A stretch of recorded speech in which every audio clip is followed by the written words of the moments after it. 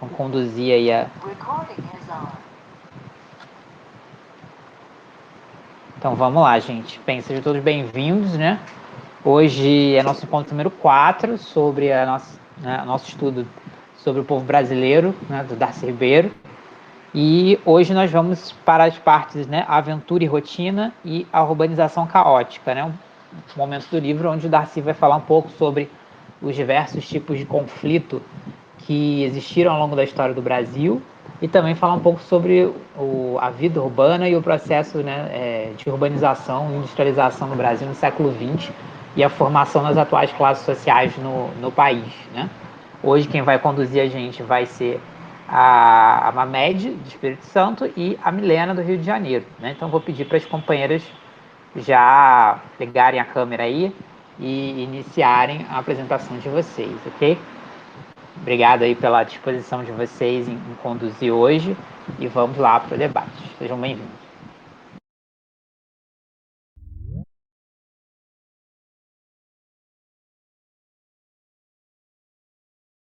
Oi, pessoal, boa noite. Eu acho que eu vou começar porque eu fiquei com a primeira parte, né, Mamed? Bem, eu escrevi bastante coisa porque eu não sou muito boa de me guiar pela minha cabeça, então eu fiz um texto, eu vou ler aqui para vocês. Não vai ser tão didático quanto os professores que passaram aqui, que deram aulas maravilhosas, mas eu espero conseguir passar a mensagem, né, dessa parte que eu fiquei, que é aventura e rotina. É comum ouvir que no Brasil, o Brasil só participou da Guerra do Paraguai, né? É a única guerra que o Brasil participou, pelo menos foi isso que eu aprendi. Também é dito que a gente é um povo cordial, diplomático, né? Só que vou passar já o spoiler, não somos. E o Darcy questiona isso no começo desse primeiro tópico, digamos assim, dessa parte, que se chama As Guerras do Brasil. Já na primeira página, ele rompe com esse estereótipo pacifista do brasileiro ao citar alguma das guerras ou lutas ocorridas no território nacional. Vale destacar que esses conflitos têm em comum grande caráter popular e de massas, e são tão invisibilizados quanto podem pela ordem dominante, seus aparatos e instituições, que têm a função de desempenhar a contra-revolução permanente, como atesta um autor que eu gosto muito, o Florestan Fernandes. Acabou minha água. Sobre essas lutas, né, que o Darcy vai tratar, ele aponta que cada uma delas se pinta com as cores das outras. O que é isso? Há marcas predominantes em cada uma delas, porém sempre são atravessadas por outras nuances, né? Por exemplo, a luta contra a opressão racial, não raro está interligada a outras questões, sejam elas econômicas, sociais, religiosas e outras, né? O autor apresenta 3 importantes conflitos ocorridos no Brasil em diferentes tempos: Palmares, Canudos e Cabanos. Esses são os exemplos que ele vai usar. Cabanos representa o conflito majoritariamente interétnico, de neobrasileiros versus luso-brasileiros. Essa luta também tem nuances interraciais, de brancos contra caboclos, e classistas, senhores versus serviçais. Porém, a questão interétnica se sobressai as demais. Em Palmares, que talvez seja o conflito mais conhecido entre nós, pelo menos foi o que eu mais estudei na escola e tudo mais, representa o enfrentamento interracial, enquanto Canudos é classificado por Darcy como um conflito majoritariamente classista. O tópico As Guerras do Brasil, ao meu ver, é extremamente rico e conversa com o nosso momento atual. O próprio Darcy pontua que, do ano de 1500 até hoje, há enfrentamentos que continuam em curso, como o caso dos Yanomami, que ele cita no livro. Esse povo que habita o norte da Amazônia sofre atualmente com os efeitos deletérios da expansão do garimpo ilegal em suas terras. Não faltam notícias sobre a tragédia protagonizada por esses indígenas, seja pela desnutrição, falta de acesso à saúde adequada, ou pelos ataques proferidos diretamente do Palácio da Alvorada pelo Inominável, né? Enfim. O Brasil, ao contrário da imagem cordial que se tem, é um território onde sucederam-se diversas guerras de extermínio. Somos um povo produzido e também produtor de genocídios. Aqui não só a paz não é possível, como não há qualquer respeito por outras formas de vida, que não aquelas importadas pelo continente europeu, e acrescento também a galera lá dos Estados Unidos, né? E o touro da bolsa diz tudo. Esse nosso complexo vira-lata, meu Deus do céu. Nossas etnias, como fala Darcy, são excludentes por natureza. Para além dos conflitos interétnicos, é interessante notar que há enfrentamentos no seio dos próprios invasores do Brasil. Né? O mais flagrante deles é o dos colonos contra os jesuítas. Ambos os grupos representavam projetos diferentes. Um salvacionista, né, os jesuítas, e o outro explorador, o dos colonos. Ainda que respondessem, né, ao mesmo senhor. No final das contas, né, o rei de Portugal. O tópico As Guerras do Brasil é concluído por um trecho que eu gostaria de reproduzir. Deixa eu ver. Coisei aqui. Não. Enfim, vou ver se eu consigo ver por outra forma aqui. Achei. O que tem de comum e mais relevante é a insistência dos oprimidos em abrir e reabrir as lutas para fugir do destino que lhes é prescrito. E, de outro lado, a unanimidade da classe dominante que compôs e controla um parlamento servil, cuja função é manter a institucionalidade em que se baseia o latifúndio.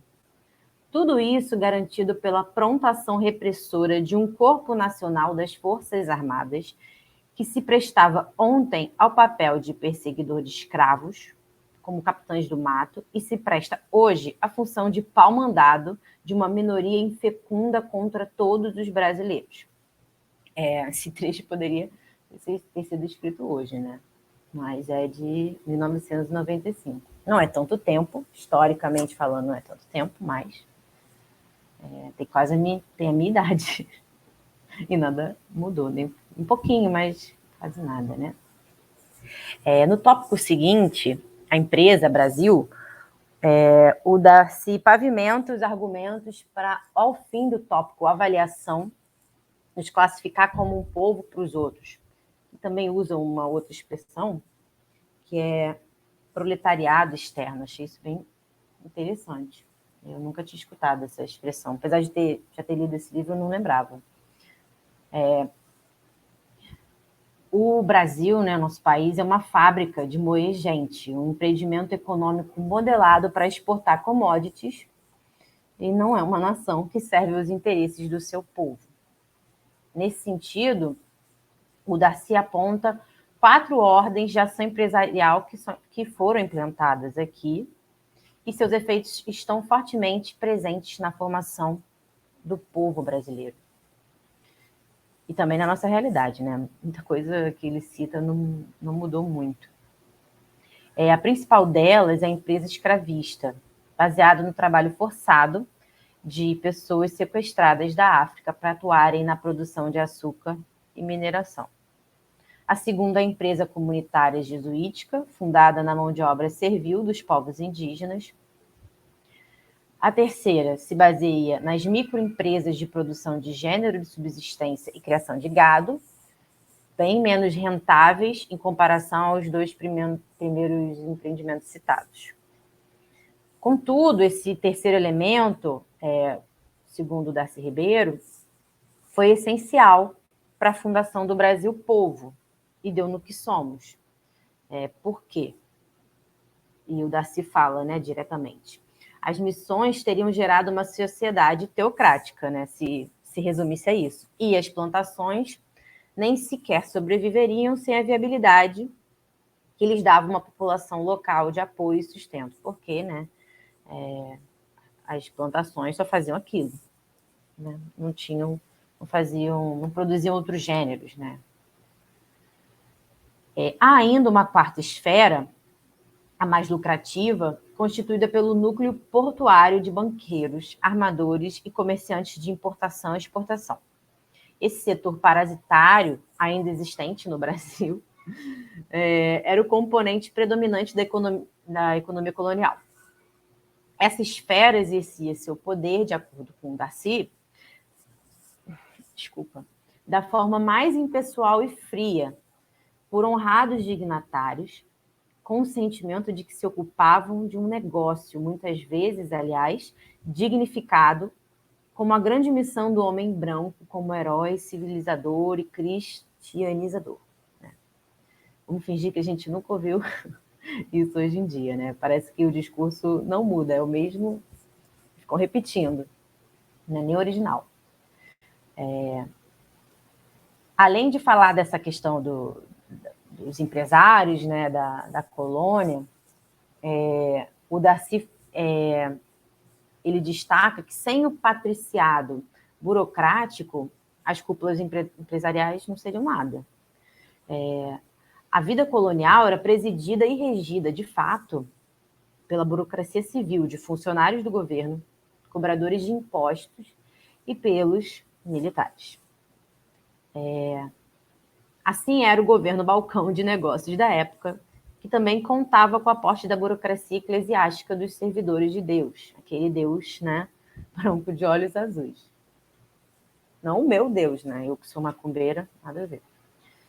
Darcy chama o grupo de empresários, de burocratas do Estado e da Igreja, de classe dominante empresarial, burocrático, eclesiástica.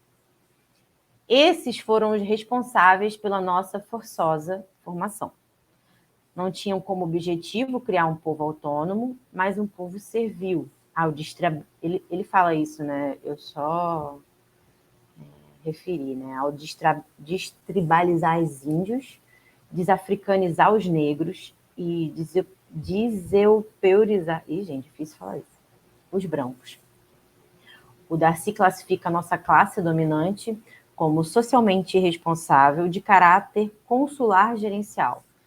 E, pessoalmente, acho que ele pegou leve nessa classificação. Ele poderia xingar muito.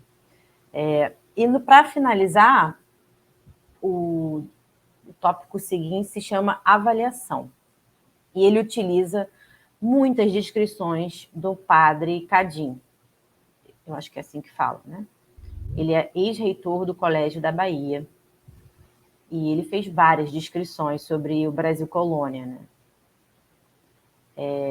Ele basicamente detalhou a realidade lamentável dos indígenas nas missões jesuíticas, registrou seu espanto com a mortalidade da população autóctone, e ele demonstrou também surpresa pela existência de alguns costumes indígenas, apesar do esforço dos jesuítas em apagar, né, essa cultura deles e reforçar esse catolicismo aí. Eu não sei se eu vou citar alguma coisa dessa parte, eu até grifei algumas coisas, mas, enfim, não sei se eu vou ler, acho que eu vou mais descrever essa parte. Ademais, a descrição da situação das missões, o padre Cadim também reporta a pompa e riqueza dos engenhos, principalmente os da Bahia e de Pernambuco. Eu fiquei muito chocada com essa questão, né, de muita fartura de alimentos, de todo tipo de proteína animal, né? Tem uma parte até que o Darcy cita o padre Cadim falando que os senhores de engenho, compravam escravos que eram bons pescadores para eles terem uma fartura de frutos do mar e peixes. Eu fiquei bem chocada com essa parte, assim, é bem, bem triste. E eu também achei curioso nessa parte que sobre o Rio de Janeiro, ele se choca com a beleza da paisagem, né? O Rio realmente é um lugar muito lindo e eu sou suspeita porque eu sou carioca, né? Mas é um lugar muito, muito lindo. Eu não consegui até hoje ir num lugar do Brasil que eu achasse mais bonito que o Rio de Janeiro, e o Padre Cadinho concorda. Ele se surpreende com a figura do São Sebastião, né? Que é o padroeiro da cidade do estado. Eu não sei, acho que é do estado, não lembro agora. Esse santo, que hoje em dia as pessoas não sabem muito bem porque ele é importante para a gente, mas ele, na época, ele sincretizava a figura mística do jovem rei Dom Sebastião e do santo católico, né? Eu, sinceramente, não sei muito dessa parte assim, de sincretismo, mas eu acho que São Sebastião, na Umbanda, ele é o Oxóssi. Se alguém souber, por favor. Eu não lembro agora. Outra coisa que o Padre Cadinho cita, que eu achei irônico, é que São Paulo é zoado, né? Quando ele chega lá para descrever, ele fala que hoje o nosso centro financeiro, né, tão rico, era um ambiente soturno e mal assombrado. Já meio arrasado, né? Terra arrasada. Então, basicamente, é isso que tinha nessa parte, aventuras e rotina. Eu vou passar aqui para a Mamed.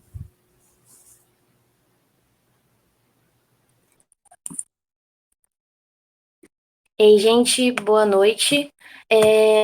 Calma aí, deixa eu só digitar, sei lá. Então, eu fiquei com a parte para falar um pouco sobre o processo de urbanização, né, no Brasil.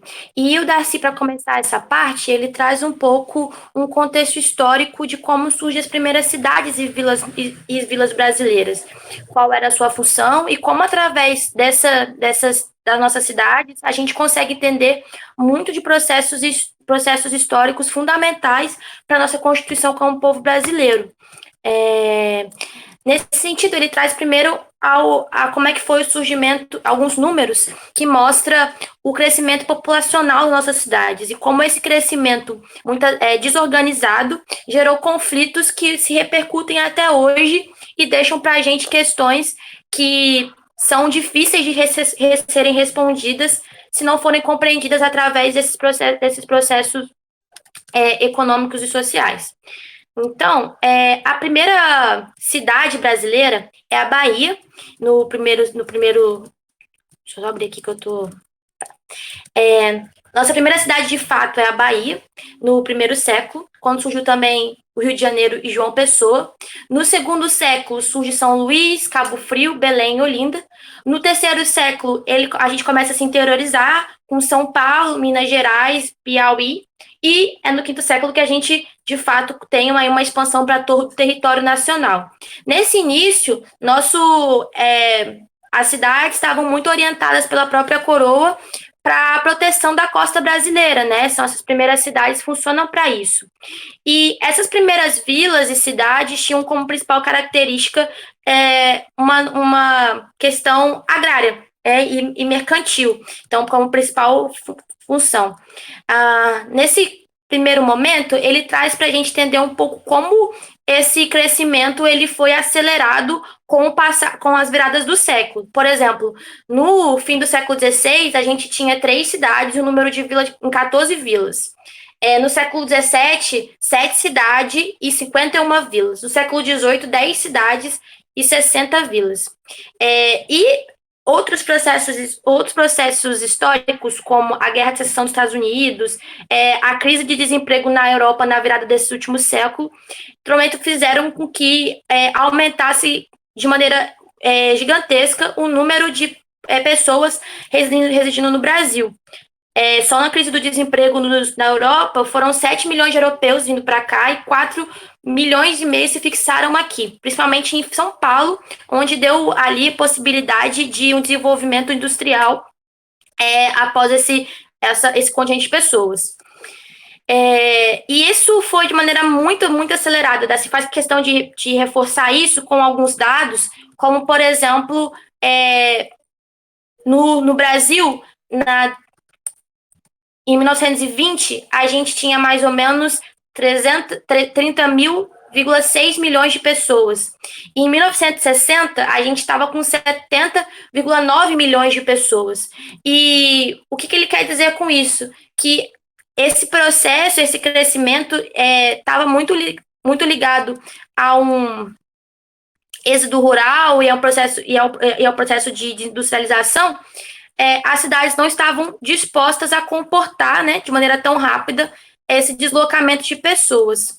E aí, continuando nessa parte dessas primeiras vilas e cidades, né, elas eram esse polo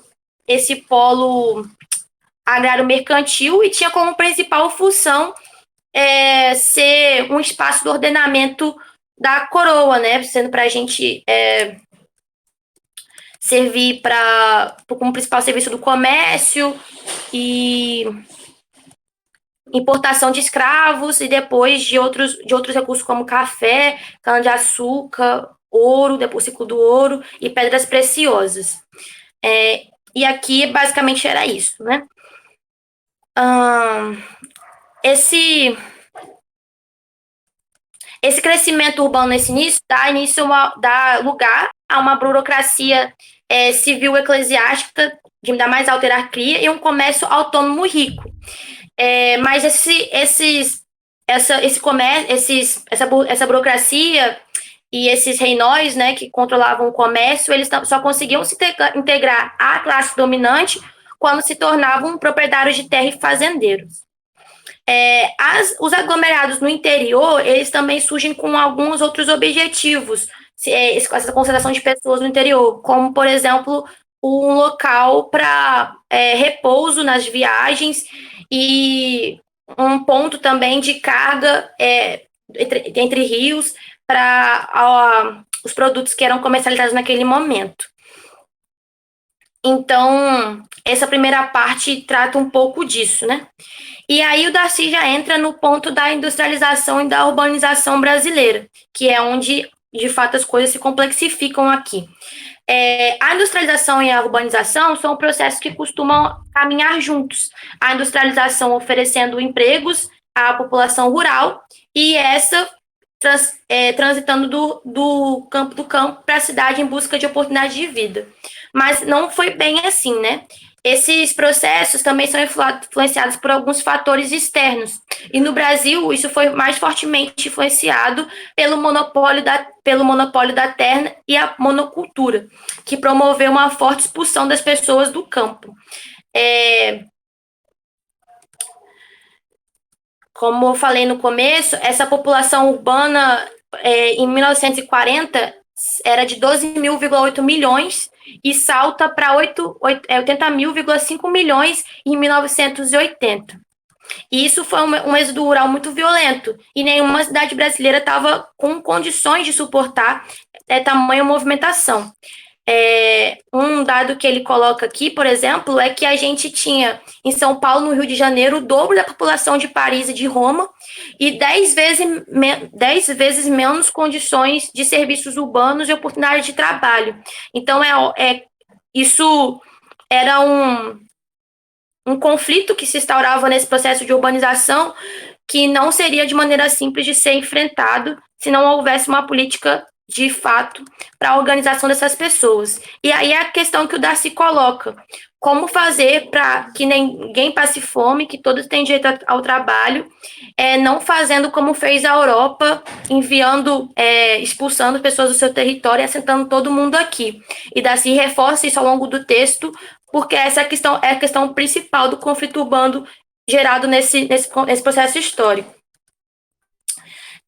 Esse crescimento explosivo, ele chega no auge da sua crise ali na década de 80, com principalmente motivada pelas constrições sociais que deformavam o desenvolvimento econômico nacional.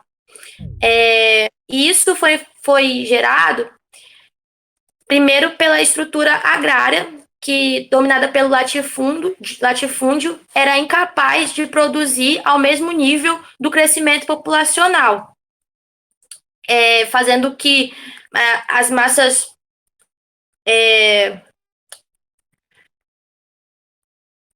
esse crescimento populacional. E segundo motivo, né, além do latifúndio, era a expoliação estrangeira, que, amparada por uma política governamental, faziam enormes concessões para uma expansão industrial estrangeira aqui no país, dando nossas riquezas produtivas para esse processo estrangeiro. E aí Darcy comenta nesse episódio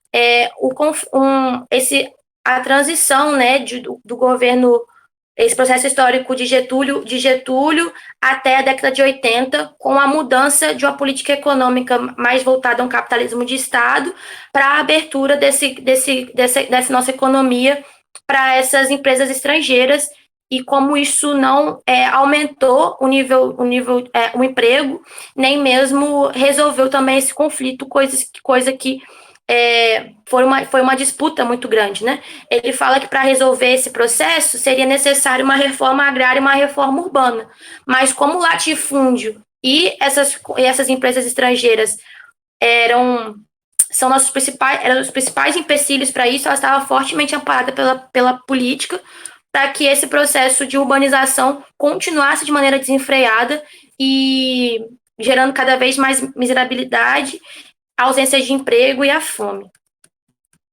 E aí, ele traz esse processo aqui, né, de Getúlio, como isso foi fortemente um fator fundamental para esse processo de desorganização. E aí ele faz uma pergunta que eu acho fundamental. Até quando este país continuará sem seu projeto próprio de desenvolvimento autônomo e autossustentável? E aí ele fala que os tecnocratas viam como saída a venda a qualquer custo das nossas empresas, das nossas indústrias nacionais para o mercado global. E como isso não resolveu esse conflito da cidade e acelerou o processo de desemprego e concentração de pessoas, principalmente com esse processo de abertura para estrangeiras, industrialização, no estado de São Paulo. E como colocou São Paulo como centro desse polo industrial, também vinculando, né, esse crescimento a outras metrópoles brasileiras. E aí ele passa... E aí, no final desse capítulo, ele diz qual a nossa principal tarefa das próximas gerações, que é fazer com que esse país ele se torne uma nação progressista e justa e próspera, enfrentando esse conflito. Para finalizar esse capítulo da urbanização, ele trata sobre a deterioração urbana e quais são os conflitos gerados por esse crescimento populacional sem o planejamento das cidades, né? E com essa ausência de miserabilidade e desemprego nas cidades brasileiras. E aí ele fala sobre alguns fenômenos que a gente vivencia até hoje e tem sido nossas principais pautas de luta, né, no momento, assim, como a questão da moradia, da fome, da favela e conflitos com as drogas e os sujeitos que enfrentam isso, né? E aí o primeiro fator que ele coloca é que as pessoas têm arrumado formas criativas de enfrentar esse problema e que essa deterioração da urbana gerou processo de favelas no Brasil, e onde há um aglomerado de moradia sem um acesso aos serviços básicos adequados para uma vida digna, como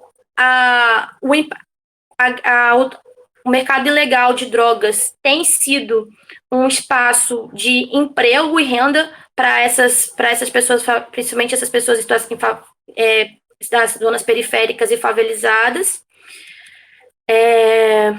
O alcoolismo como uma forma de enfrentar a miséria e o aprofundamento disso. E botou aqui também no texto uma parte que eu acho interessante, que é como as pessoas têm enfrentado esse processo de maneira heróica. E coloca aqui um sujeito que é um sujeito histórico revolucionário que até as brigadas defende, né? Que seriam as mulheres nesse cenário, que é quem busca aí, mesmo nesse cenário de tanta escassez, dar alimento aos seus filhos, e é essa mulher que assenta toda a pobreza, que segura nas suas mãos a responsabilidade dessa pobreza desencadeada por esses conflitos. Outra questão que ele coloca, e eu acho interessante nesse momento, ele coloca o processo das igrejas nesses territórios e como esse refúgio a igreja tem sido um lugar de refúgio para a saída das mulheres da pancadaria dos maridos bêbados, as crianças da sorte da violência e salvam os homens do alcoolismo. E ele fala que os cultos, aí ele traz aqui, e eu não sei exatamente quando começa esse processo aqui não é muito delimitado histórico, de um declínio da Igreja Católica, por ser muito rígido, né, com seus sacerdócios e tal, e dar espaço para as igrejas evangélicas, competindo com as religiões de matriz africanas, para esse espaço aí de acalanto mesmo e refúgio para essa crise e violência urbana desenfreada por esses processos. Aí ele até bota: ultimamente, a coisa se tornou mais complexa, porque as instituições tradicionais estão perdendo todo o seu poder de controle e doutrinação. A escola não ensina, a igreja não catequiza e os partidos não politizam. E aí ele fala que, né, o que opera é um enorme sistema de comunicação em massa que acaba alcançando as pessoas e pacificando esse processo aí de violência e conflitos na questão urbana. Eu acho que é isso que, de maneira resumida, eu tentei simplificar aqui nesse texto. É um texto muito rico de dados com episódios históricos da construção dessas cidades, dessas vilas, e eu acho que o Darcy se propõe a apresentar principalmente é que esses conflitos eles não estão ligados, eles não estão separados, né? Eles estão ligados diretamente ao tipo de política econômica e o processo de colonização brasileira, que são ainda responsáveis pelas mazelas que a gente vive até hoje, e não vai ser possível resolver esse conflito se a gente não encarar os dois principais responsáveis por essa não reforma agrária e não reforma urbana, que seria o latifúndio e um processo de industrialização, não industrialização nacional, né? Eu acho que é um pouco por aí. Se eu falei alguma besteira, acho que agora é o momento dos comentários. Alguém pode me corrigir, talvez algum termo, alguma categoria que eu usei equivocadamente. Fechei. Obrigado, Mamed. Obrigado, Milena. Acho que os companheiros deram conta aí dessa parte do livro que é muito importante, né? Começando ali pela questão dos conflitos, né, que a Milena apresentou. Acho que é uma interpretação muito interessante, né, que o Darcy faz dos diversos conflitos que ocorreram ao longo da história do Brasil, né? Porque falta, né, primeiro, por tudo que a Milena apresentou, né, a negação do conflito na história do Brasil, né, a apresentação da história do Brasil como uma história pretensamente pacífica, do povo brasileiro como um povo pacífico, quando não, né? Parece que a única guerra que teve realmente foi a Guerra do Paraguai, né? Quando não, falam lá da guerra da invasão dos holandeses, né? Que é uma coisa mítica que foi criada, que nunca existiu, na verdade, né? Na época daquele conflito não existia Brasil, né?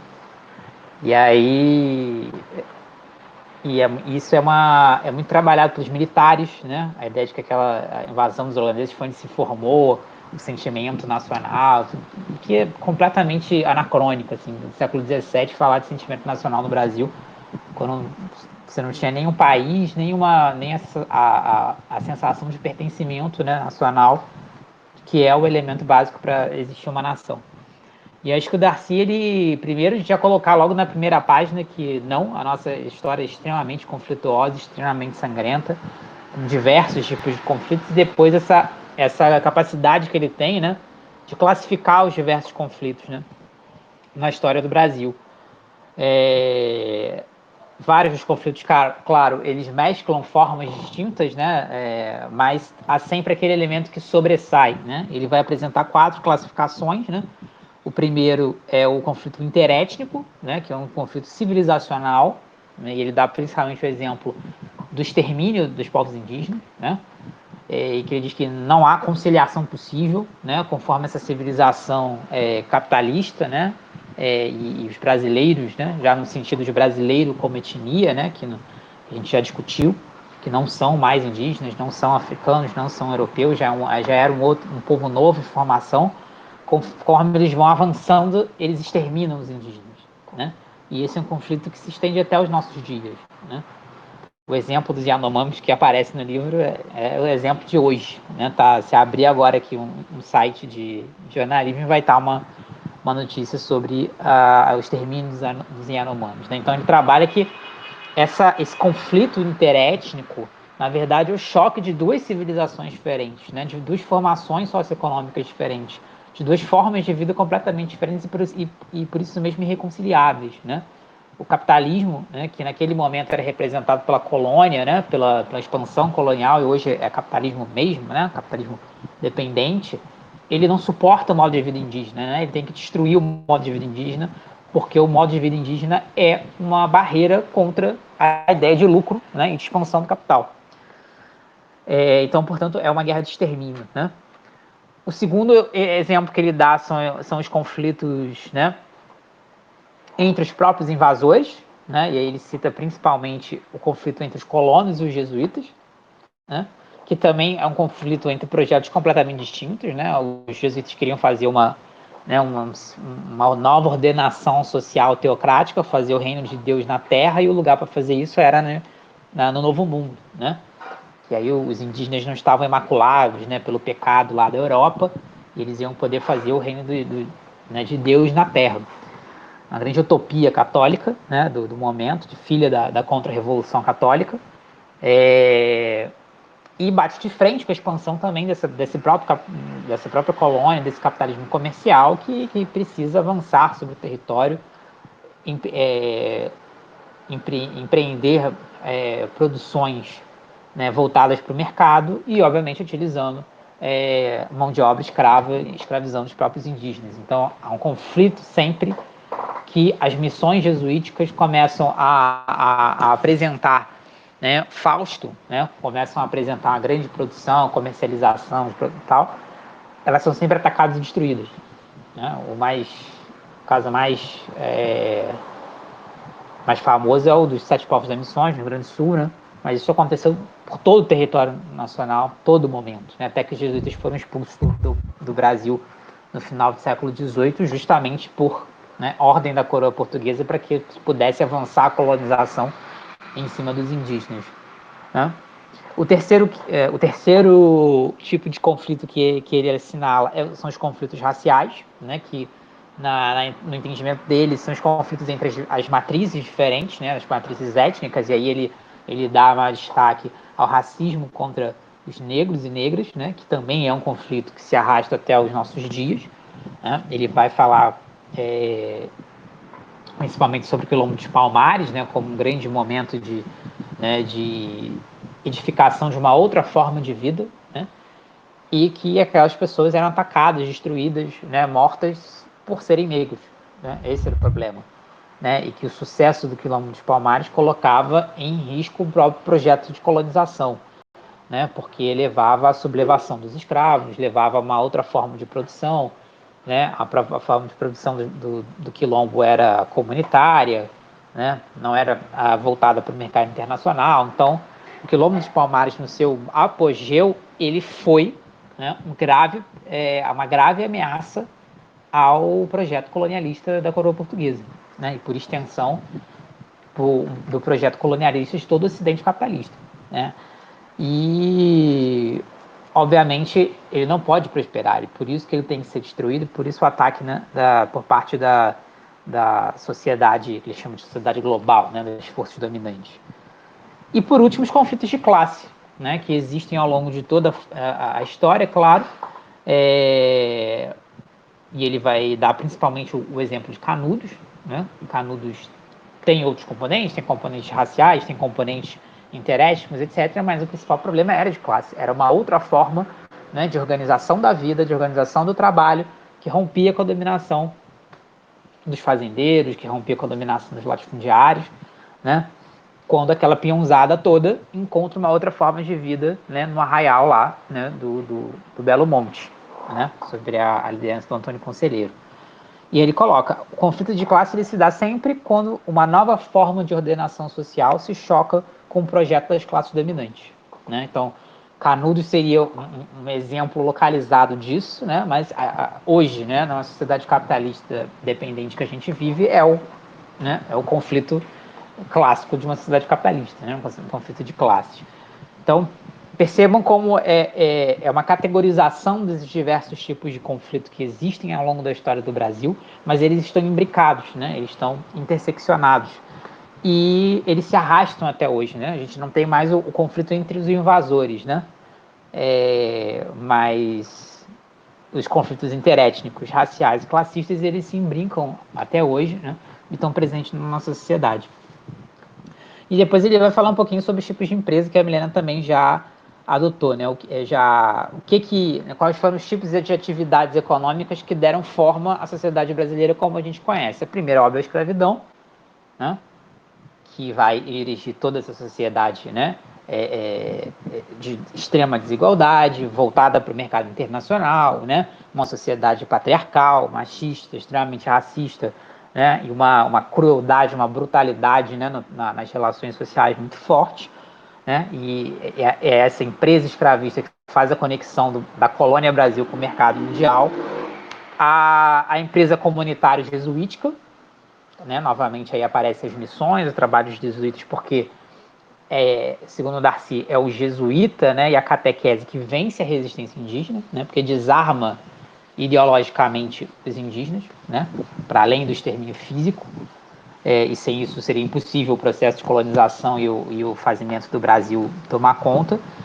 E as microempresas de subsistência, né, que são as atividades que o povão desenvolve para sobreviver. É isso, né, desde a pecuária, passando por artesanato, alguns serviços urbanos, que aqueles que são homens livres, né, vão desenvolvendo ao longo do tempo para sobreviver.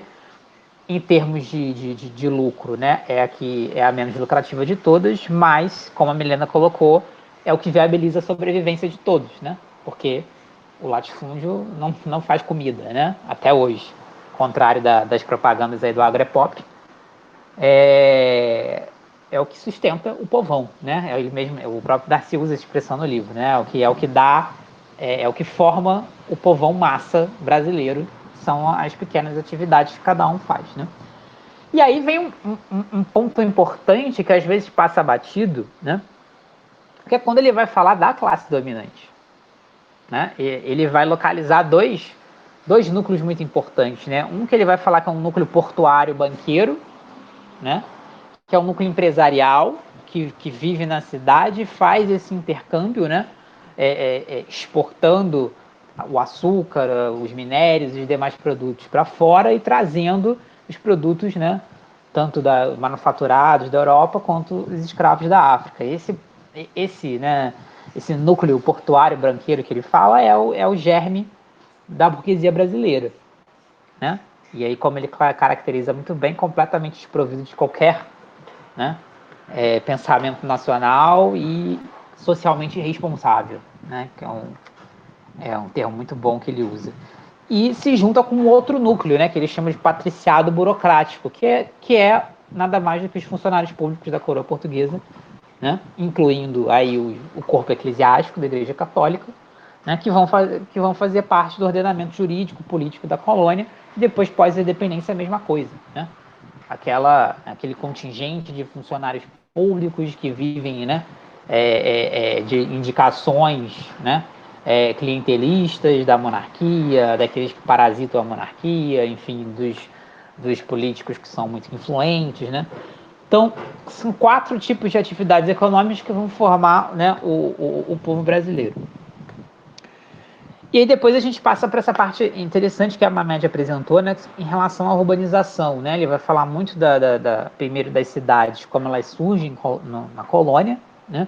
As cidades do litoral, né, as principais cidades, né? Rio, Salvador, Recife, na verdade Olinda primeiro, depois Recife, São Luís, Belém, elas surgem tanto, né, como feitorias, né? A feitoria ela é uma fortificação militar e ainda com a função econômica, né? Então teve de expansão do capitalismo comercial, então é a que faz o escambo com os indígenas, é a que manda o pau-brasil, depois vem a época o cana-de-açúcar, outros gêneros tropicais, é o que vai fazer né, essa conexão com o mercado exterior e também a defesa do território, né?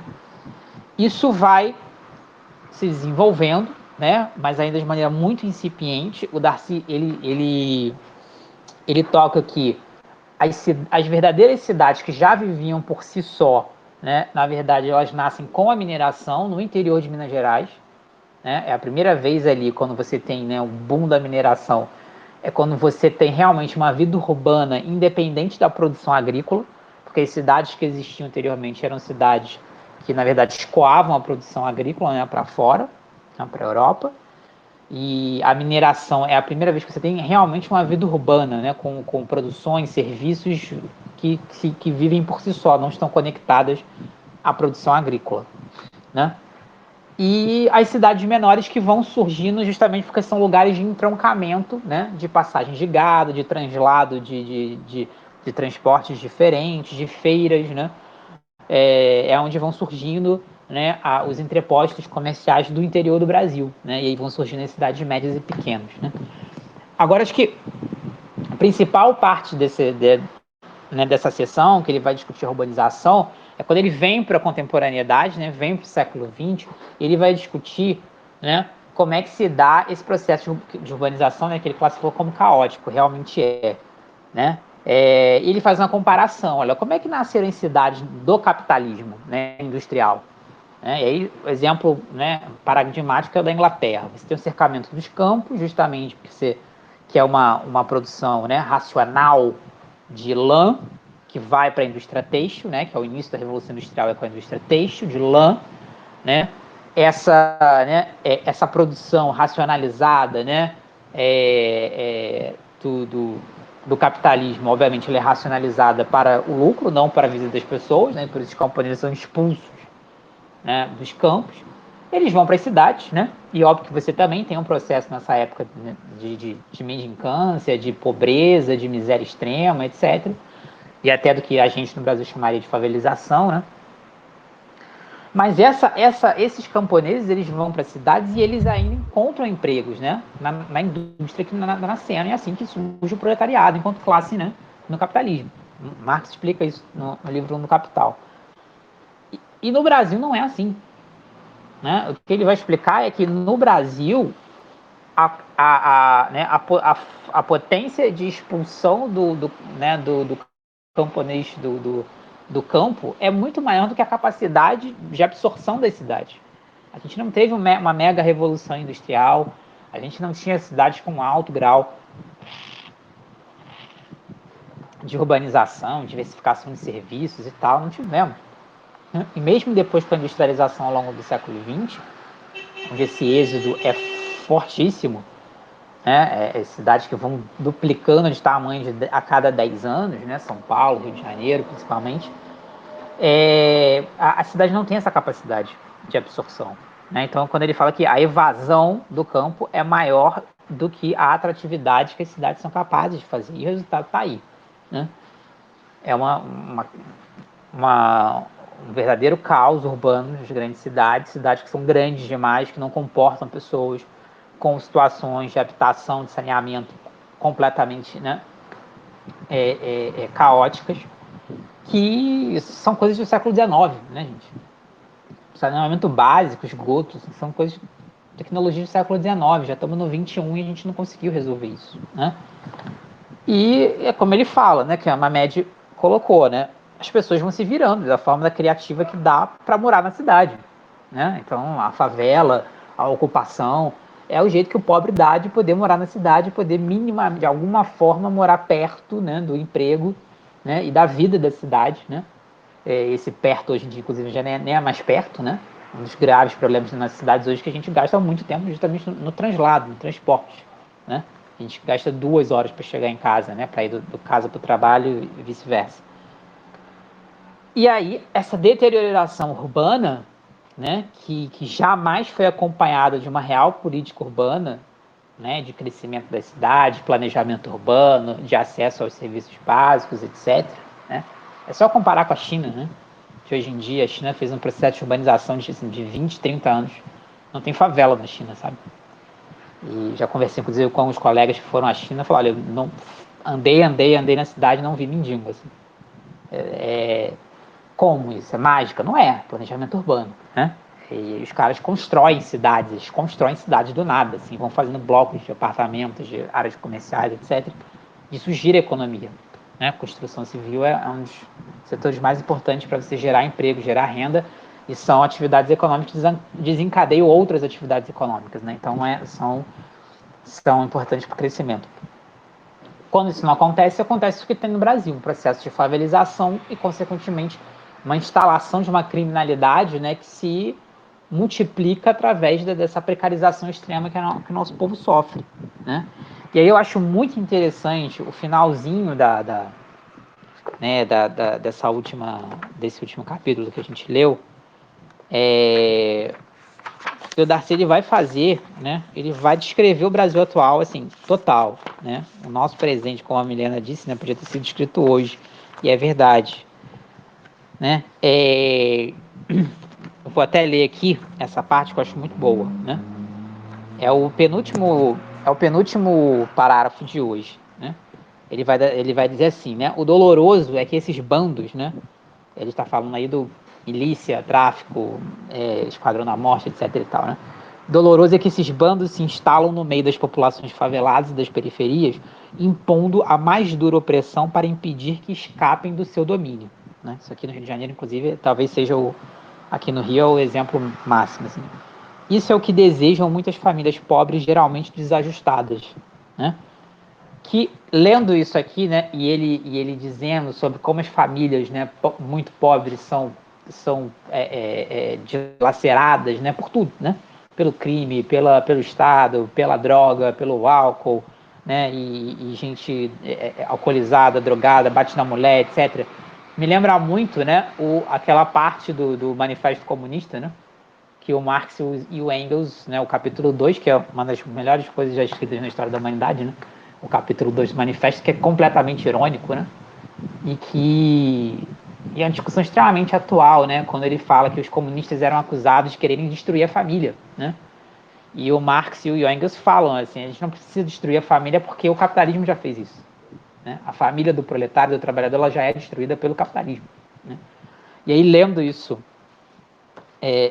lendo essa parte do Darcy Ribeiro sobre, né, a nossa situação atual, é muito isso, né? Quem aqui já mora ou já morou em favela ou está militando diretamente vê isso diariamente, né? Como as pessoas se entregam assim, a vícios, a relações extremamente violentas e aquilo infelizmente vai se naturalizando no cotidiano, porque é o cotidiano das pessoas, né? E esse capitalismo dependente, essa desagregação social que é imposta pela classe dominante, né, ali acontecendo na nossa frente, né?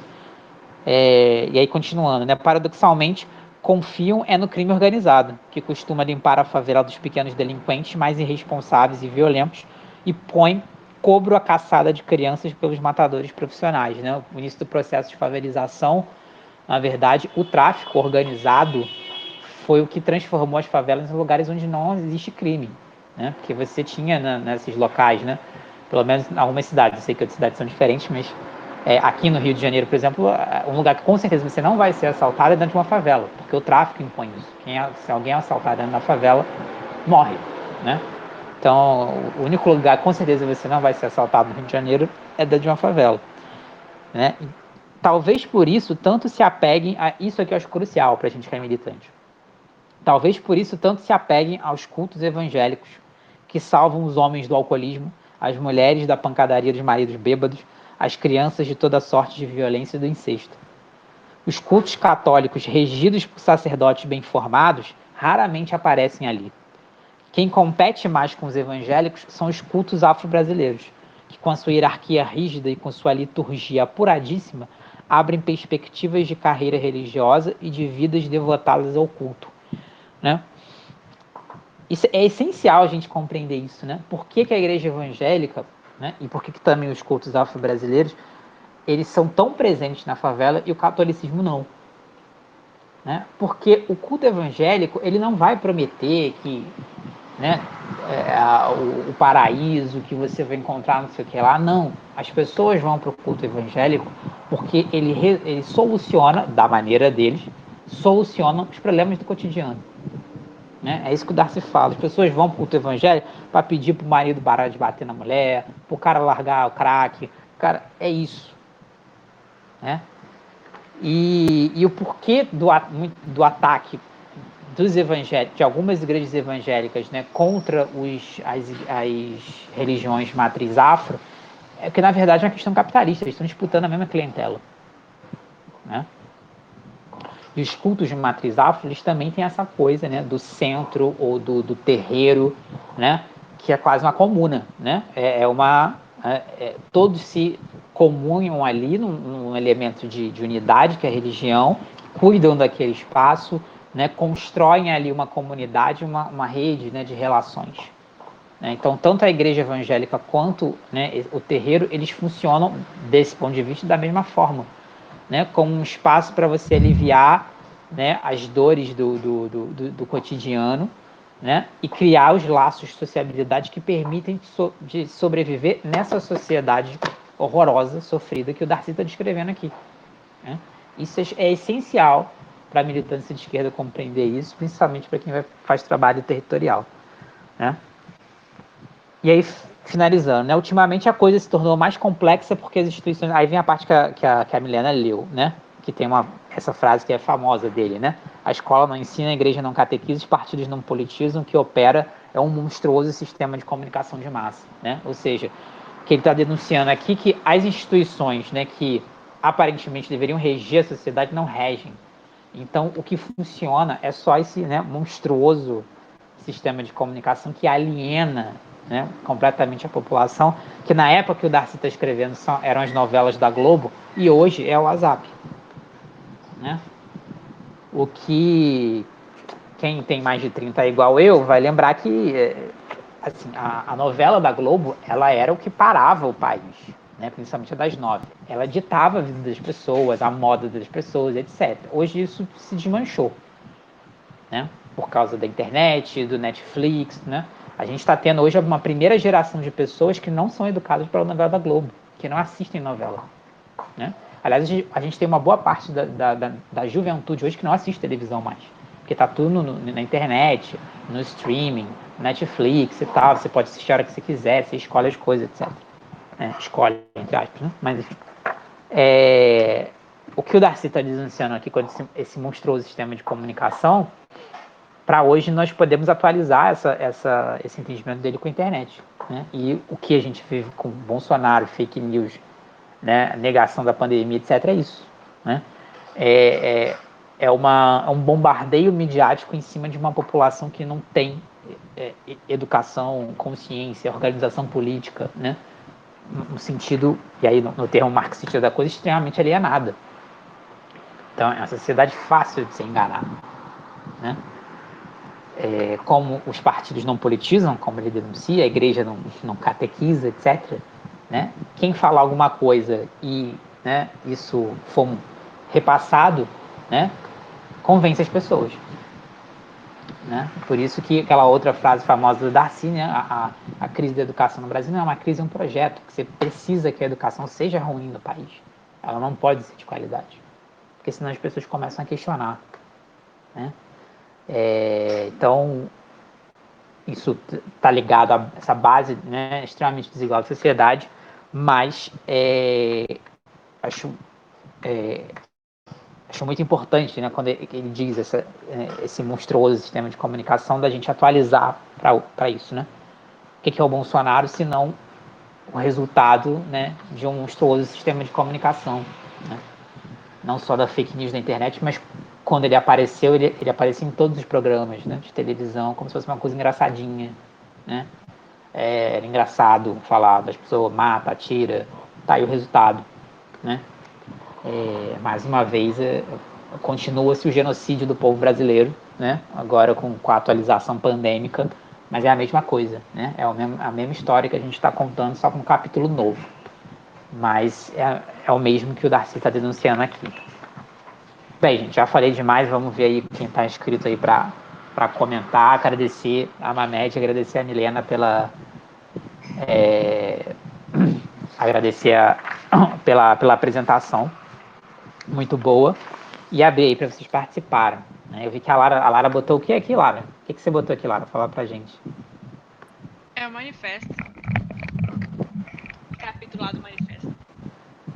Ah, sim, a parte que eu falei, né? Essa mesmo, essa é ótima. É boa mesmo, Enfim, cara. essa tem que ler todo dia essa parte aqui, assim, porque é exatamente isso que a gente sofre hoje, né? A esquerda quer acabar com a família, né? Eu falei, mas vocês é que acabam com a família quando vocês desempregam o pai, né? Não dá emprego para a mãe, tira o jovem da universidade, isso é que é destruir a família, né? Enfim, o que destrói a família é o capitalismo. Bom, vamos lá. André está inscrito. Vai lá, André. Bom, boa noite, pessoal. Consegue me ouvir? Bom, desculpem que eu não vou conseguir ligar a câmera hoje, porque eu estou com um probleminha de conexão. Também queria me desculpar que eu não pude estar presente no último encontro. E também queria me desculpar que eu também não li a parte que era para ser lida hoje ainda. Mas eu já li esse livro anteriormente, né? Então algumas coisas eu tenho uma vaga lembrança. E eu queria falar um pouco sobre essa questão da urbanização que o Darcy Ribeiro pontua. Eu acho muito importante o Darcy Ribeiro pontuar, porque ele é um antropólogo, né? A gente não pode esquecer que ele é um antropólogo, ele foi um etnólogo, mas também foi um educador, enfim, foi um político, um senador, mas coisa que o Darcy Ribeiro não foi nem arquiteto e nem geógrafo, né? Que são duas áreas, eu sou suspeito para falar da geografia, são duas áreas que, enfim, produzem mais sobre o tema, né? Eu achei muito interessante ele trazer a questão da urbanização no Brasil para esse debate, né? O Darcy Ribeiro, que inclusive teve muitos episódios que ele trabalhou com talvez o mais famoso geógrafo que a gente tem no Brasil, que é o Milton Santos, né? E utiliza muito na bibliografia do livro do Darcy Ribeiro, tem inclusive Milton Santos como referência.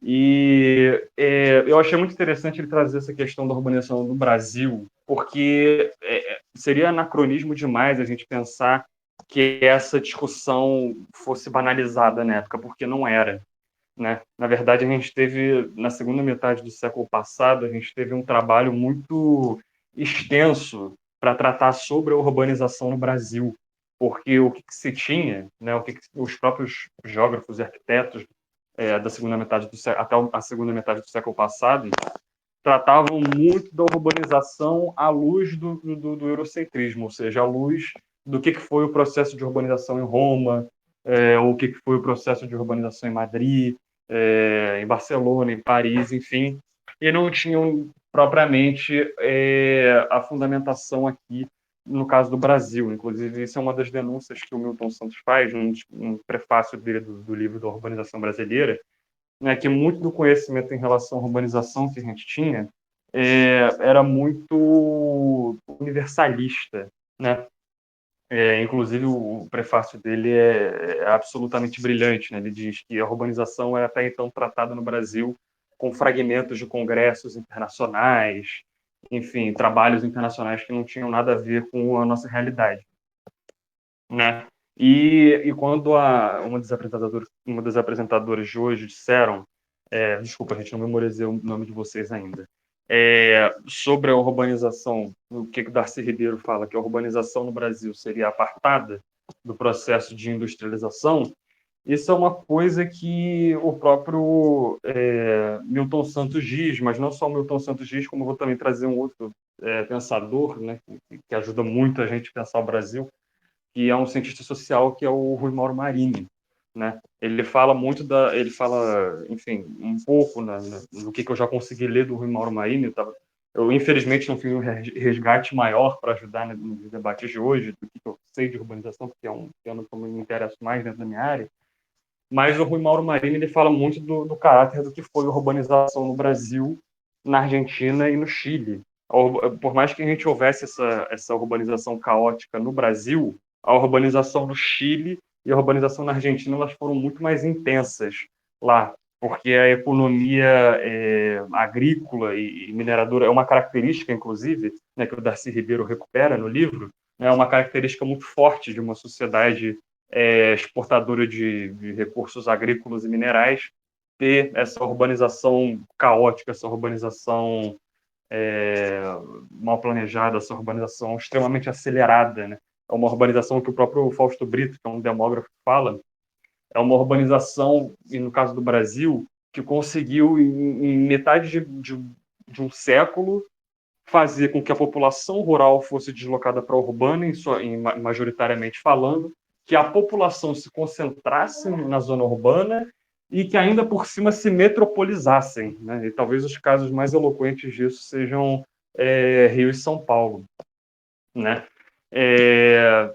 E aí o Marini fala que essa urbanização ela é muito característica das sociedades que eram, enfim, mineradoras e agrícolas, e, e no caso da América Latina, que a gente precisa também inserir nesse contexto, a urbanização que foi no Brasil não chega nem perto do que foi, por exemplo, da Argentina e do Chile.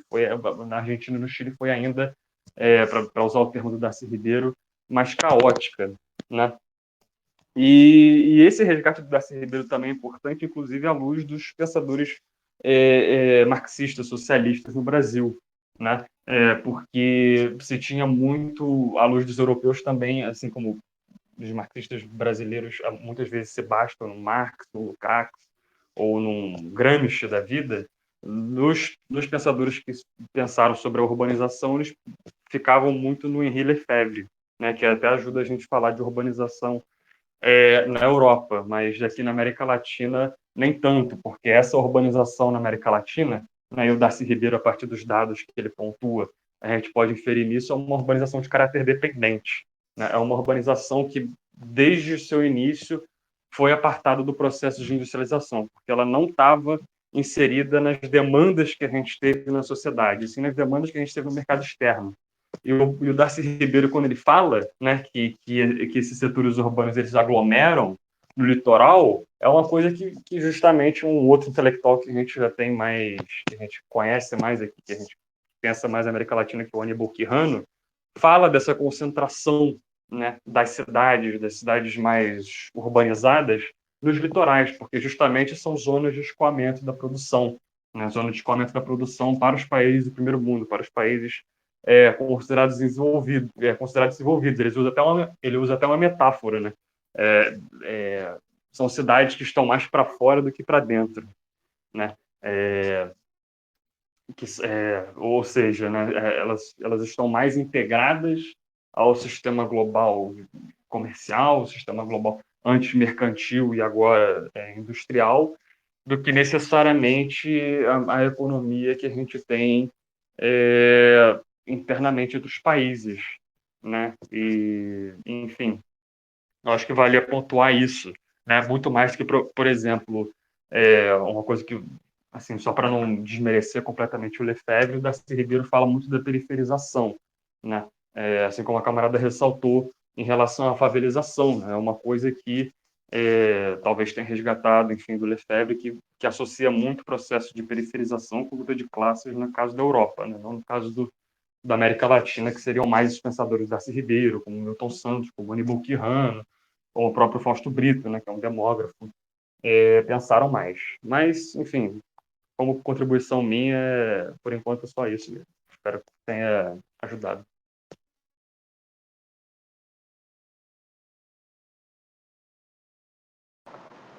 Boa, André. Legal você trazer o Quirrano e o Marini, então, são intelectuais importantes também da América Latina.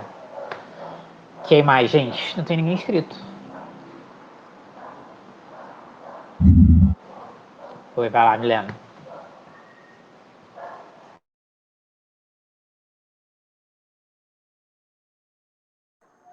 Ai, o negócio travou tudo aqui.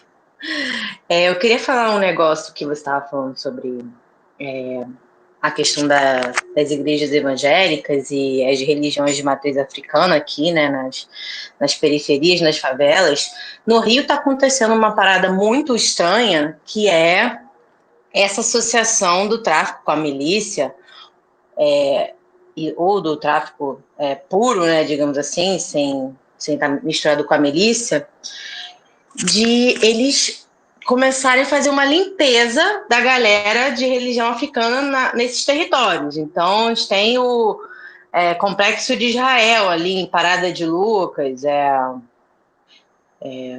Vigário Geral, tipo, o bagulho mais bizarro que eu já vi na minha vida. É, tipo, surreal.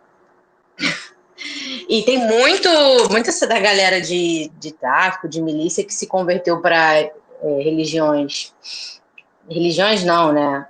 Modalidades da igreja evangélica, né, principalmente neopentecostal, que não deixam mais ter culto nessas cultos de matriz africana, né, candomblé e umbanda nesses locais. Isso também acontece muito na Baixada Fluminense do Rio de Janeiro, que é um lugar sem lei, não tem lei, é faroeste caboclo, né?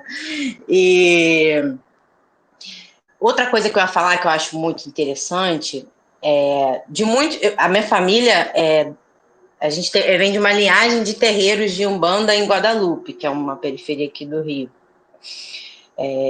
Muitos dos meus familiares que sempre participaram ali, né, do centro, que até acabou por causa disso, não deram continuidade. A galera foi para a igreja evangélica muito nessa parada de. Não generalizando, tá, gente? Eu não conheço nada de igreja evangélica, mas digamos que tem uma linha ali na parada que promete mundos e fundos que nem o candomblé e nem a Umbanda oferece. É muito impressionante isso, né? Porque a pessoa fica com esse bagulho da prosperidade, né? Do preciso melhorar de vida aqui agora. A pessoa é um discurso neoliberal muito forte, né? A pessoa fica muito tentada a isso, em vez de ficar naquele ambiente comunal, né? Dos terreiros de Umbanda e de Candomblé, que não prometem, meu Deus, você vai ficar rico. Nunca vi isso, uma entidade falar, meu Deus, você vai ficar rico. E, enfim, eu acho que isso aí fala muito sobre essa mudança, né, da galera ir muito, da galera de periferia, as mulheres irem muito para a igreja evangélica. Eu acho que eu já vi uma entrevista, não sei se foi do Mano Brown, acho que foi ele falando que a mãe dele saiu da igreja do Candomblé por causa disso, né? Ela não aguentava mais sofrer. Mas ninguém contou para ela que não era religião, era o capitalismo. Enfim, era só isso. Obrigado. Eu vou comentar, mas o André falou que precisa complementar o que ele esqueceu aqui. Vai lá, André, depois eu falo. Tudo bem, só um último resgate, né? Porque eu acho que quando a gente lê o Urbanização Tardia do Darcy Ribeiro, a gente não é a primeira vez que o Darcy Ribeiro cita o processo da urbanização no Brasil nesse próprio livro, né? Eu queria resgatar isso, né, mais como uma lembrança. Nos primeiros capítulos, quando ele fala da urbanização, ele fala que a urbanização traz muito uma uniformidade cultural. Então, a urbanização no Brasil, ela teve muito... Bom, ele só citou isso, né, mas eu suponho, eu quis inferir o que ele quis dizer, que a urbanização ela seria uma ferramenta, um instrumento muito efetivo de supressão cultural, né? Que a uniformidade cultural, quando a gente diz uniformidade cultural, é aquilo que ele diz, né? Uniformidade é diferente de união, né? Então, a uniformidade cultural ela vem justamente como um instrumento etnocêntrico, não? Um instrumento de supressão de matrizes étnicas, principalmente das matrizes dos povos transplantados, né? Das matrizes, por exemplo, dos testemunhos também, né? Dos indígenas, né? Enfim, era só isso mesmo.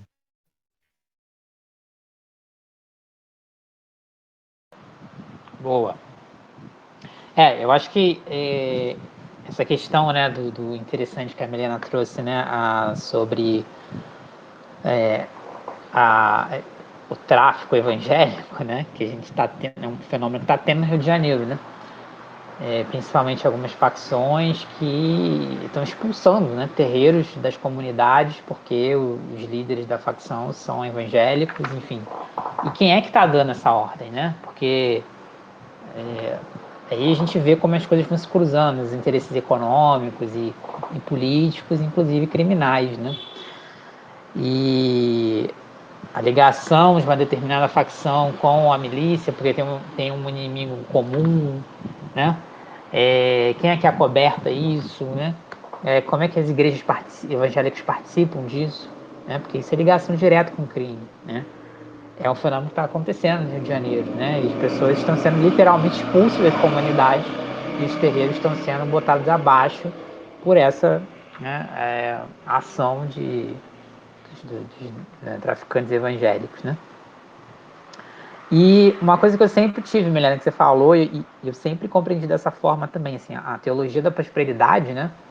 Que é a teologia que embasa essas igrejas evangélicas que são empresas, na verdade, né? Malafaia, Universal, etc. Que aquilo não é mais uma igreja, né? Aquilo é um conglomerado burguês, praticamente, né? No qual a igreja é apenas uma das atividades econômicas que o conglomerado tem, porque tem tudo, o dinheiro deles está investido em tudo. Então tá na hora da gente parar de chamar esses caras de pastor, etc., para chamar no que eles são capitalistas, eles são burgueses, eles fazem parte da classe dominante brasileira. Eles têm dinheiro investido em uma série de coisas e a fé para eles é uma forma de negócio, né? E a teologia da prosperidade, sem dúvida nenhuma, é a versão neoliberal do cristianismo. E ela cresce justamente no neoliberalismo, né? Porque ela é o cristianismo privado, né? Você tem um lugar no céu, se você merecer, você pode enriquecer, ou seja, é um cristianismo individualista, né? Que, no termos cristãos, parece até um contrassenso, né? Porque o cristianismo sempre foi de comunidade, né? No caso da Igreja Católica, inclusive, quase uma comunidade universal, né? Porque é uma instituição que existe no mundo inteiro, etc. Né? Mas ela cresce justamente por aí. E essa teologia da prosperidade, ela tem uma raiz, um viés, né, estadunidense muito forte, né? E eles utilizam já a expansão de determinadas igrejas evangélicas norte-americanas na América Latina como a ferramenta política da direita mais conservadora, né? E que hoje está aí, né, de mão dada com o fascismo, né? Então, se vocês repararem, às vezes, os programas desses caras, Malafaia e tal, eles já trazem pastores americanos, né? Que vão lá pregar em inglês e tem tradução simultânea e tudo mais, né? Então, a gente está diante de uma aliança, de um setor da burguesia internacional que controla as pessoas através da fé e que ganha muito dinheiro com isso. E que determina decisões políticas, né? Na América Central isso é fortíssimo. As igrejas evangélicas norte-americanas são fortíssimas, né? E por que ela cresce? Ela cresce na precariedade, ela cresce no desespero das pessoas, né? A igreja evangélica, essa comercial, ela cresce em cima do desespero das pessoas que vêm com o neoliberalismo, que o neoliberalismo é a precarização total da vida, né? Então, estão ligados as coisas, né? Essa teologia da prosperidade é esse Cristo individualista, né? Você vai conseguir se você se esforçar, se você merecer, e aí você pode ficar rico, né? Que é esse Cristo privatizado, né? Que essa visão do neopentecostal vende, né? A neopentecostal da teologia da prosperidade, né? Claro que existem igrejas evangélicas também progressistas, né? E muito bem, e que também são ativas politicamente, são grandes aliados. Mas essas mega igrejas, que são empresas, é essa linha, é um cristianismo neoliberal, né? Não é tudo também que está bem casado com o discurso do empreendedorismo, né? Porque justamente forma-se aquela comunidade, então o irmão emprega o outro irmão, você está desempregado, o irmão aqui vai te empregar e tal, e tem meio essa coisa, né? E aí um outro termo, né, que você falou também na sua apresentação do proletariado externo, né, que é fantástico também, um conceito do Darcy, né, como os países periféricos como o Brasil, eles existem como proletariados externos. Por quê? Porque eles não produzem o que eles consomem, né? Então é como se os países centrais tivessem a sua própria classe proletária e ainda tivessem, né, um proletariado externo. Os países periféricos também vão produzir para eles, né? E, obviamente, que dentro dos países periféricos isso se desenvolve toda uma... Né, essa situação caótica que a gente vive aqui na periferia, né? Justamente porque não produzimos para si. Nós não somos povos que existem para si mesmos, né? Um dos jargões do Darcy, né? Na sua produção, né? Nós fomos impedidos de sermos nós mesmos até o momento. Que a gente quer construir o Brasil, né, que a gente deseja, que não é esse que está aí. Justamente porque não é esse Brasil que a gente... Né, esse Brasil que está aí não foi produzido para a gente. Né? A economia brasileira, a sociedade brasileira não está organizada de modo a suprir as necessidades do seu povo. Ela está organizada de modo a suprir as necessidades do mercado externo. Isso da colônia até hoje, né? E o ponto que o André falou também é importante, né? A urbanização, que tudo isso que a gente discutiu da urbanização, das cidades brasileiras não serem menos atrativas, né? E, na verdade, é o êxodo rural que é mais forte do que a capacidade atrativa urbana. Justamente isso que o André falou, né? Trazendo um pouquinho também da teoria da dependência e um pouquinho do Quijano, né? Aliás, o Quijano faleceu, acho que ano passado, retrasado, né? E colocando que não é as cidades, né, brasileiras, ou até podemos estender, né, as cidades latino-americanas não nascem por um processo de industrialização, né? Elas nascem justamente pela necessidade que elas têm de ser entrepostos para, né, remeter a produção agrícola ou mineradora para o mercado externo, né? É por isso que elas surgem, e não porque tem um processo de industrialização que vai, né, desenvolvendo uma nova forma de produção, e com isso você vai urbanizando, e aí tem toda uma rede de serviços para servir isso também. Não, elas surgem porque elas são importantes no aprofundamento da dependência, né? Dependência gera mais dependência, né? Então o processo de urbanização no capitalismo periférico, ele não é, obviamente, né, um signo de modernidade, né? Ele é só um signo de, como diria o próprio conceito do Darcy, de modernização reflexa, né? Elas surgem, na verdade, para, né, continuar auxiliando o processo de dependência, e não porque é um momento de ruptura com a dependência e de construção de uma estrutura econômica autônoma, etc. e tal. Não é. Bem, mais alguém se inscreveu, gente? Cadê? A média é o Quijano, Fala aí, André, qual é o nome dele? Aníbal, né? Primeiro?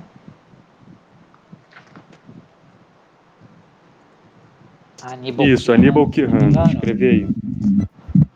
Isso, clássico. Ele morreu em 2018. Ele era peruano.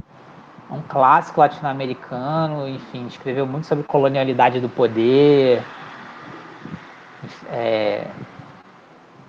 questões nacionais na América Latina, enfim, é um camarada aí que eu nunca parei para estudar, mas o pouco que eu li dele achei muito, muito interessante. Aí, ó, já vai ao Wikipedia aí para vocês pesquisarem aí, ó. É polêmico esse debate, mas tem muita coisa boa dele, assim. Faleceu recentemente, 2018. Camarada muito respeitado aí, peruano. Enfim. O que mais? Torquato não vai falar nada hoje, não acredito. Como assim não acredito? É o quê? Como assim não acredito? Falar, Não acredito, você fala toda hora, cara. Fala toda hora não. Não, mas é porque estou contemplado aí pela fala dos camaradas. Ó, a Lara colocou aí, ontem foi aniversário do Aníbal, né? 17 de novembro, é verdade. Estaria completando quantos? 90, 91. Não, 93. Enfim. Bem, gente, eu acho que se ninguém tiver mais nada para colocar, eu ia propor para vocês o seguinte, que o nosso próximo encontro é dia 2 de dezembro, né? Daqui a 15 dias, como sempre. E o nosso próximo encontro, nós vamos chegar numa parte importantíssima do livro, né? Que é esses 3 capítulos ainda dessa mesma sessão, né? Que são os capítulos classe, cor e preconceito, né? Assimilação ou segregação, e o capítulo ordem versus progresso. Principalmente o classe, cor e preconceito e o assimilação e segregação são 2 capítulos fundamentais na obra do Darcy Ribeiro, porque ele vai trabalhar a estratificação de classes no Brasil, né? Como que ela se dá e como ela é, e aí como ela, principalmente, ela difere, né, do capitalismo central. Ele vai apresentar até algumas categorias que ele que ele formula nos próprios estudos dele, né? Ele entende que as sociedades de capitalismo periférico precisam de uma conceituação das classes sociais específicas, porque são realidades específicas, né? Então ele não vai classificar proletariado, enfim, ele vai dissecar isso de uma forma muito maior. E, principalmente, né, é nesses 2 capítulos que tem o entendimento do Darcy Ribeiro sobre o que é raça, cor no Brasil e como se dá o racismo brasileiro, né? Que é fundamental, acho que é um coração assim do livro, é fundamental para a gente entender o Brasil. E aí eu tomei a liberdade, então, para esse nosso próximo encontro, de convidar um camarada meu, alguns de vocês conhecem, né?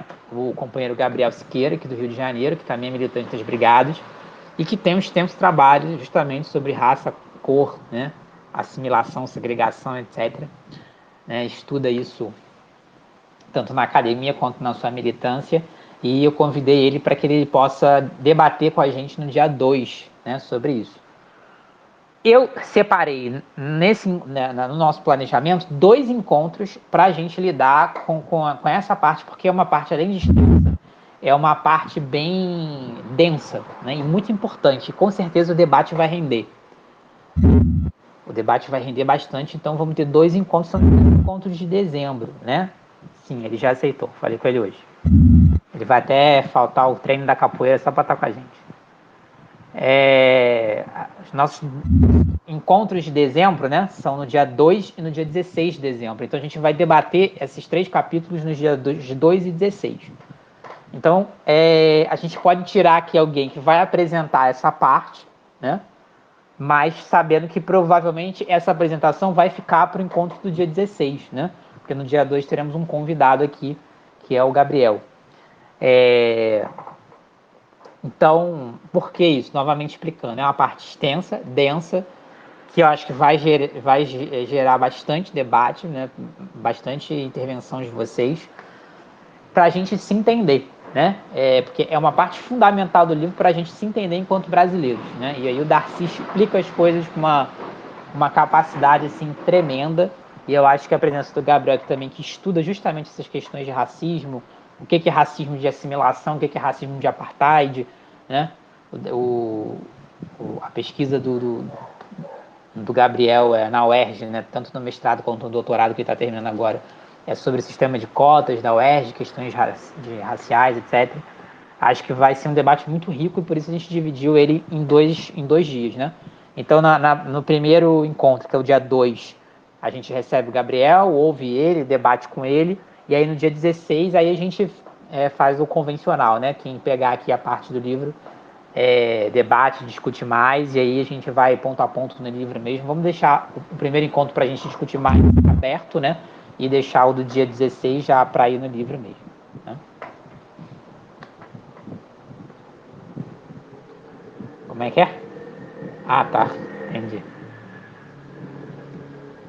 Bem, e aí a gente tem vamos ver aqui.